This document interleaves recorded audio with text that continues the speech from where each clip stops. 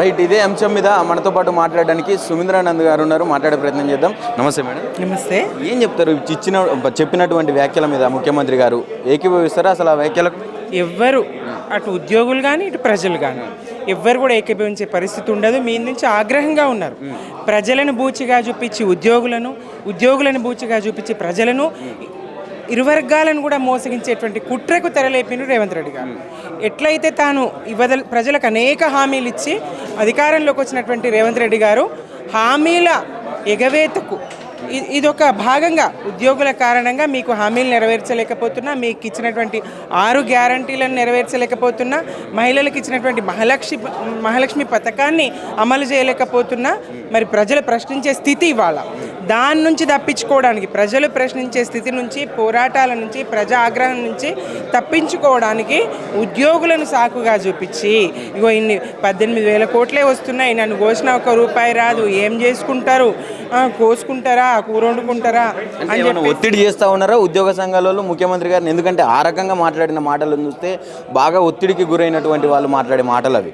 ఏ ఒత్తిడి లేదు ఇంతవరకు. ఉద్యోగుల నుంచి ఒక చిన్న ప్రకటన కూడా మేము వాళ్ళు సమ్మె మాట బయటకు రావడము ఇంతకుముందు విపరీత స్థాయిలో ఉండేది. ధర్నాలు కానీ ఇతరాతర కార్యక్రమాలు కానీ చేసేవాళ్ళు. ఇప్పుడు అట్లాంటిది ఏమీ లేకుండానే ప్రజలను దృష్టి మళ్లించే ఈ పాలన నాటి నుంచే చూస్తున్నాం కదా, 16 నెలల నుంచి ప్రతి సందర్భంలో దృష్టి మళ్లించే ప్రయత్నము. ప్రజలు ఆగ్రహంగా ఉన్నారు అని తెలిసిన ఆ క్షణమే దృష్టి మళ్లించే ఒక కొత్త ఎత్తుగడ రేవంత్ రెడ్డి గారు ఎత్తుకుంటారు. దాంట్లో భాగంగానే ఇప్పుడు ఈ ప్రయత్నం చేసింది. ఇటు ప్రజల దృష్టి మళ్లించడానికి ఉద్యోగులను ఇటీవల కోర్టు వ్యాఖ్యలు, రిటైర్డ్ పదవీ విరమణ పొందినటువంటి ఉద్యోగుల బెనిఫిట్స్ ఎట్లా ఆపుతారు, ఉచితాలు కొన్ని మానన్న వాళ్ళకి ఇవ్వండి అన్న సందర్భంలో ఇదిగో కోర్టు ముట్టికాయలేసింది.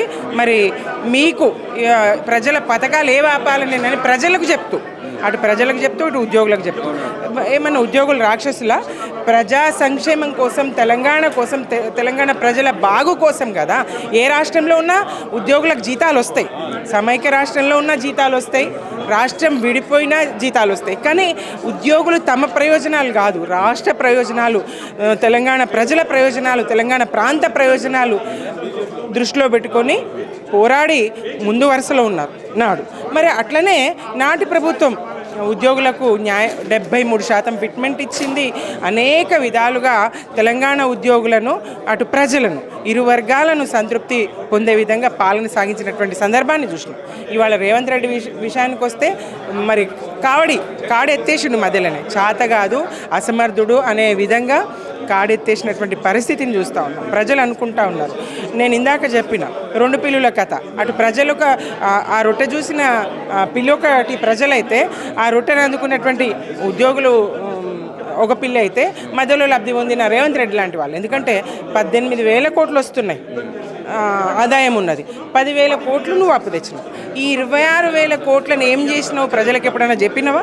ప్రతి నెల నువ్వు తెచ్చినటువంటి 26 కోట్లకు సంబంధించి లెక్క ప్రజలకు చెప్పు, ఉద్యోగులకు చెప్పు, అప్పుడు నమ్ముతారు.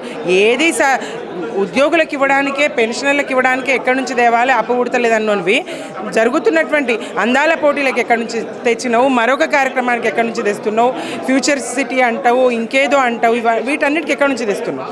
తెలంగాణ ప్రజలు తప్పకుండా ప్రశ్నిస్తారు, ఉద్యోగులు ప్రశ్నిస్తారు. ఈ పోరాటం ఆగదు. Thank you.